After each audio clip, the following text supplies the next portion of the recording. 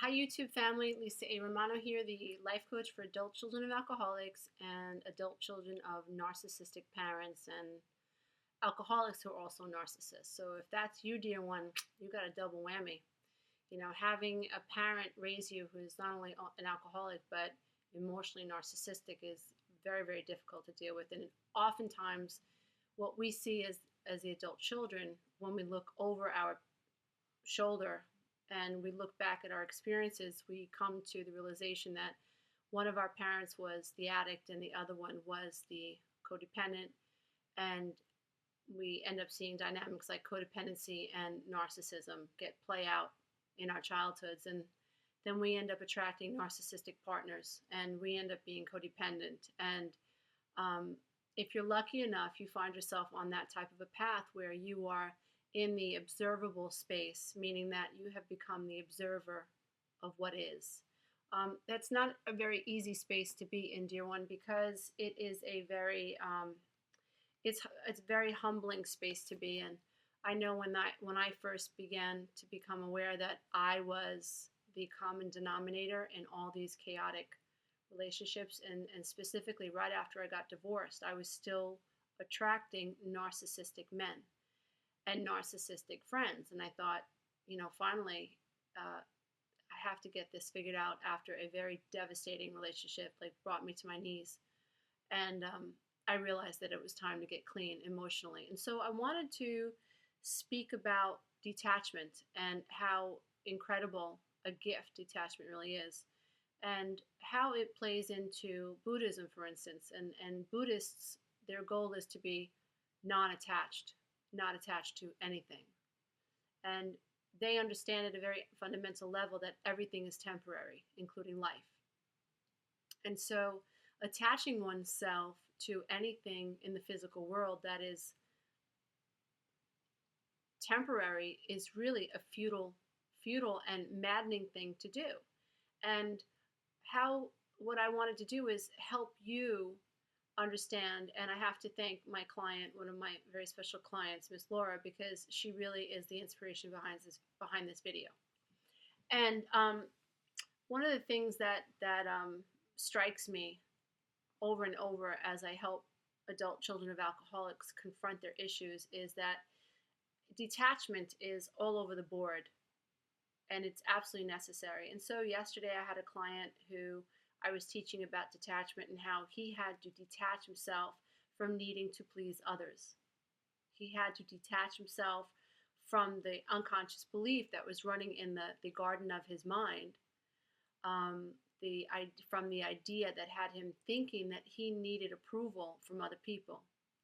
And so when we are running off of our programming because we're still below the veil of consciousness, we are reacting. We are in reactive states.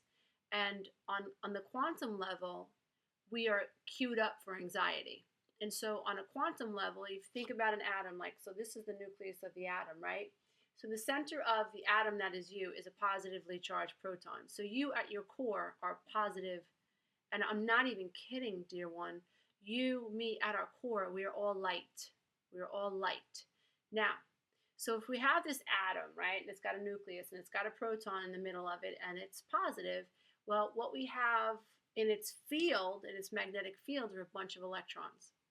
Now, electrons have the ability to jump from one atom to the next atom and so on.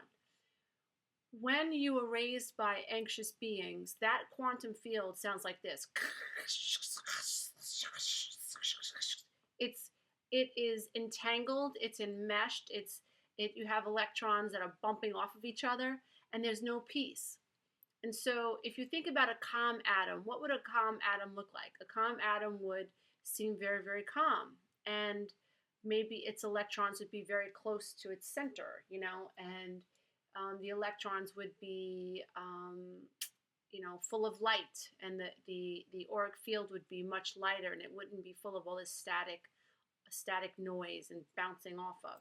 And so when you grow up in that type of a home, you must ground yourself to that level, that energy level. You have to, because you have to in order to survive it. You have to morph to what's happening around you, just to survive it. So if you've had if you're the youngest of, 4, 5, 6 kids, and let's say you're female, for instance, you've got older brothers, and you're the only female, you're going to get your butt kicked in that environment. There is no respect in ACOA families. Alcoholics aren't respecting themselves. Let's say mom's the codependent and dad's the alcoholic. Mom's angry and she's not respecting herself. Mom's resentful of dad. She's not respecting herself. Mom is kind of like throwing her hands up in the air and taking the position like, well, I have no choices. So now she's ornery and she's kicking the cat and she's yelling at the kids. And now it makes her feel better to keep the house perfect. It's got to look perfect. It's got to look perfect. So mom fuels her anxiety in the catering to the house and making it look perfect. So now there's the fear of it not looking perfect. So now every time someone walks on a rug, like my mother, oh my God, she'd vacuum the rug a certain way, and God forbid we stepped on it and you could see our footprint.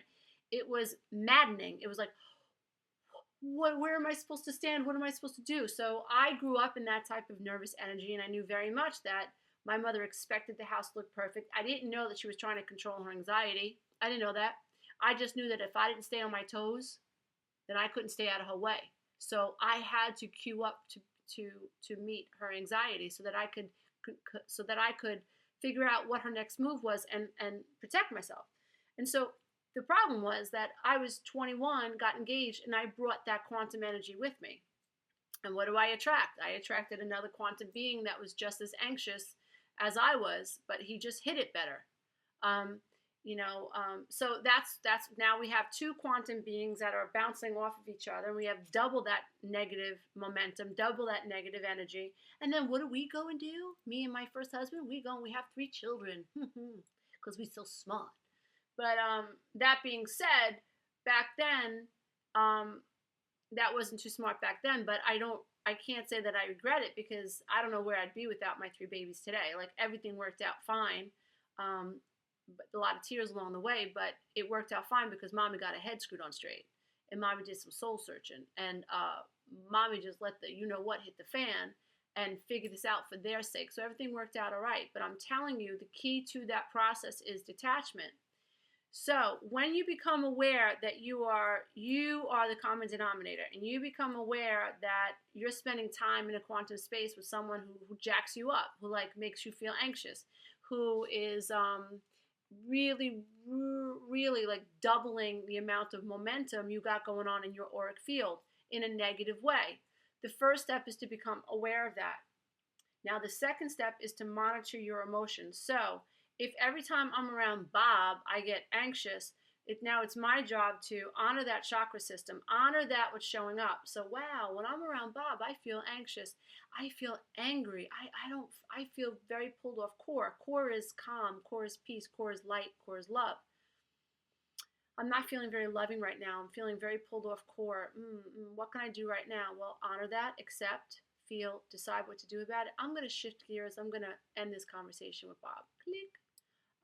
You see Bob in the grocery store. He doesn't see you. You leave your cart there. Get the hell out of the grocery store. Just go. Boom, boom.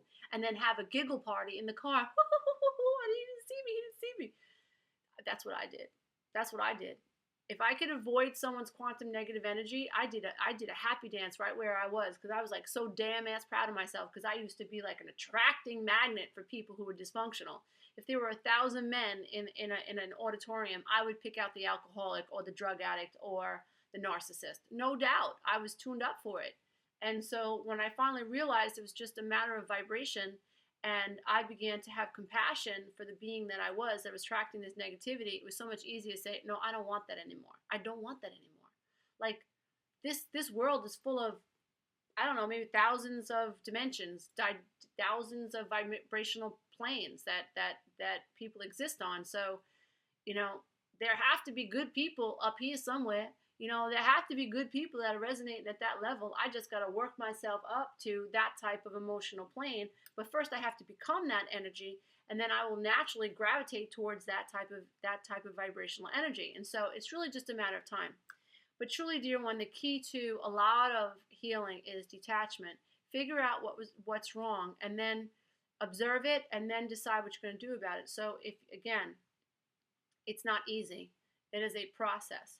It is a matter of owning the emotions that that come up. Now, part of us detaching is understanding that a lot of us seek validation outside of self. And so when you begin to validate self from within, so if you hear yourself saying, I gotta stop hanging out with this girl, or I gotta stop hanging out with that guy, and you stop hanging out with them, you're honoring self.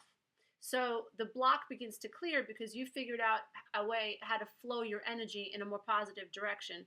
You figured out how to control this clay that is the energy.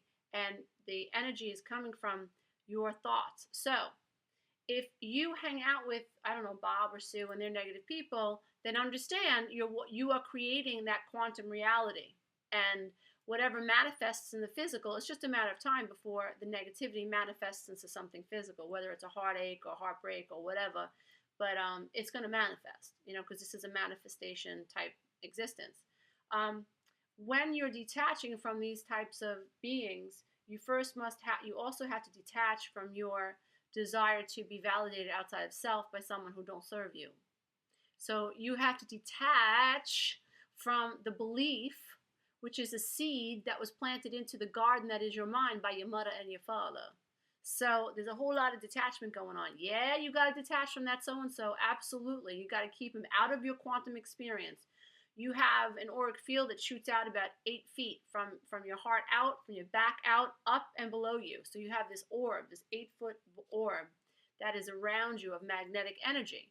And so you literally share quantum space with other people all day, every day. So you want to keep this space as clear as possible of negative people. You also want to increase whatever you have going on in front of you. Make sure it looks all pretty and make sure it represents peace to you because you are receiving energy from those things as well. So detachment first takes place. Easiest thing to do is detach yourself from negative quantum energy. Boom. You don't need negative people in your experience. That's going to help. You don't need negative television. You don't need negative pictures on your wall. If you want to be in a happy relationship one day, dear one, put a ring on your left finger. That represents to the world that you want to be married to a beautiful person that is going to complete this process for you, allow you to feel loving. If you want to experience love in your life, then put a picture on your wall of 2 people or an abstract painting of 2 objects or 2 people that represent people. A painting that represents people that are happy and in love. Put on your vision board, tear out pictures of couples that seem happy. Start doing things like that. See yourself as a couple, but coupled with someone who serves you. That will also help. That's going to affect your quantum reality, your quantum field, and your eventually your physical manifestation. So I hope this has helped you clear up some ideas about detachment. First, you detach physically from people that are negative, and then what you do is you work when you're alone in your alone time. You work on detaching your thinking process from these ideas that no longer serve you, and that gets a little sticky. And sometimes we need some help with that. We need some clarity, but that's really where the work has to get done. So I hope you pulled away with the idea that detach from people who are negative, friends, bars, whatever you got going on, that people, whatever, conversations. And then 2, when you're away and your quantum field begins to calm down because it's not being added to as a negative by other people, create sacred spaces, meditate, and then when you come out of those meditative states, begin trying to detach from these seeds in your head that mom and dad planted so long ago. I'd love to hear your thoughts. Let me know. And dear ones, I have an upcoming teleclass beginning in March 7th. I think I have 6 seats left. If you're serious about getting in on that teleclass, which will go 5 weeks, starting on March 7th at 9 a.m. to 11 a.m., you get to ask me questions for the second hour of the class. And the first hour is dedicated to teaching. The second hour is dedicated to you, question and answers. If you're serious, check out my website at www.healingselfesteem.com and reserve your spot now. Bye, everybody.